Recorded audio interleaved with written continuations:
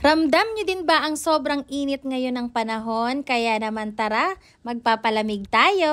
Ilang araw na nga kaming nagkikrave sa halo-halo ng Juanas. Kaya napagplanuhan namin ni Daddy na pupunta na kami ngayon at matitikman na natin ang Juanas halo-halo. Pero bago ang lahat ayan, hinatid muna namin si Prince sa school. So sa mga hindi nakakaalam, si Prince po ay afternoon class or afternoon ng schedule niya. So ito ay hinatid namin ng before 12 kasi ang pasok nila ay 12:05. So sabi ko kay Daddy, punta muna kami after ng maghatid, pupunta kami doon sa Binyan. Para nga dayuhin ang pinagkakaguluhan at pinipilahang Juanas halo-halo. So tara, punta na tayo sa kanila. So bago kami umalis ng school ni Prince, nagpin na kami sa Google Map kung saan yung Juanas. So ang alam namin, ito ay sa Binyan. And alam ko, meron kasi sa bayan at meron daw doon sa Kasile. So, ang pinin namin ay yung nasa Kasile. So, dumaan kami dito sa SLEX para hindi kami masyadong matagalan sa biyahe. So, ang nasa pin ay 33 minutes bago kami makarating doon. Nag-entry kami ng Kabuyaw, tapos lumabas kami dito sa Carmona exit. Ang sabi ni Daddy, dito kami dadaan para mas mabilis. Kasi kung magsi-service road daw kami, ay mas matatagalan kami kasi nga ang labasan ng mga estudyante ay tanghali. Napag-alaman din kasi namin na ang Juanas ay sobrang pinipilahan at ang dami talagang bumibili. Kaya sabi namin dapat mas mabilis tayong makarating and makabalik tayo agad bago pa man maglabasan sila Prince sa school. Bago nga kami makarating dito, natatawa kami kasi sobrang dami naming nadadaan ng one way. Minsan bumabalik pa kami kasi nga wrong entry. Ayun, nagkakandaligaw-ligaw pa. Yun kasi ang tinuturo dito sa Google Map namin. Maya-maya pa nga at narating na namin ang Barangay Kasile dito sa Binyan, Laguna. Alam nyo ba, last week pa namin dapat pinaplanong pumunta dito. Pero nung una naming punta dito, nasa daan pa lang kami, nag-announce na sila or nag-post sila sa page na sold out na daw. So ayun, ang ginawa namin, umuwi na lang kami. Sabi ni Daddy, maghanap na lang daw kami ng iba pang halu-haluan.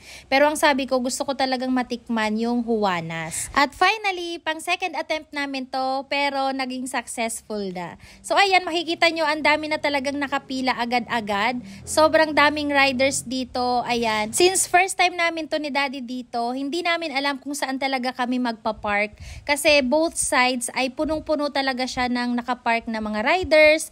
Dito nga meron ding isang sasakyan na naghihintay din. Nakapila din sila. Buti na lang, merong isang kuya na may-ari siguro yun ng bahay ay pinapark kami sa tapat ng kanilang bahay. Pagkarating nga namin dito sa Juanas, talaga namang makikita mo ang pila ay blockbuster na kaagad-agad. Meron nga pala silang 6 flavors na ino-offer. So ayan, makikita nyo dyan habang nakapila kayo. Pwedeng-pwede nyo nang makita kung ano yung pipiliin at o-orderin nyo once na nakarating na kayo sa counter. Since dalawa lang naman kami ni Daddy, dalawa lang din naman ang in-order namin. Yung special halo-halo at yung isang ube makapuno. Eto nga pala ang mga prices nila. Mais con yelo 109, avocado con yelo 119, ang crema de leche nila ay 109 pesos, ang special halo-halo naman nila ay 119 pesos, 129 pesos naman sa kanilang ube overload and 149 pesos naman yung kanilang ube makapuno. At kapag sinabing hindi tinipid sa ingredients, dito lang talaga yan sa Juanas halo-halo. At kapag sinabing overload, overload talaga ang ibibigay sa inyo. At alam nyo ba, etong custard milk ang isa sa mga nagpapasarap talaga sa kanilang halo-halo. Hindi mo talaga ito matitikman sa iba, dito lang sa Juanas. After ngang magawa ni ate ng harap-harapan itong aking order,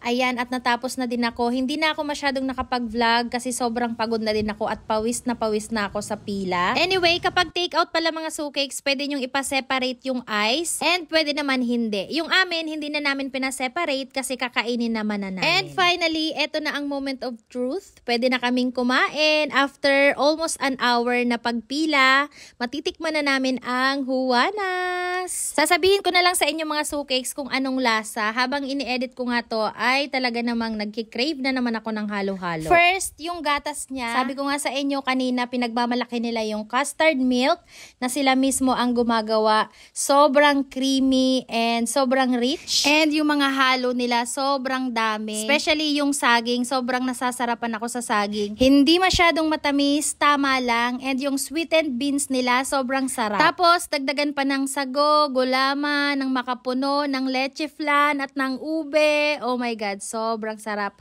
Ang perfect ng halo-halo na to. Kung i-rate ko to ng 1 to 10, 10 over 10. At kung tatanungin nyo ako kung o-order pa ako at uulit pa ako, syempre naman, yes na yes. Pero syempre, the next time na o-order kami, yung ibang flavor naman para matikman namin lahat. Dito nga sa part na to, ini-enjoy lang namin ni Daddy ang pagkain habang nagkukwentuhan. And paulit-ulit nga naming sinasabi na ang sarap ng halo-halo. Kaya ikaw, kung nag-crave ka sa halo-halo, eto na ang sign para kumain ka na ng halo-halo. Sa sobrang init ng panahon ngayon ay talaga namang deserve na deserve mo yan. At kung ikaw ay taga Laguna lang, dapat mong matikman itong Juanas halo-halo.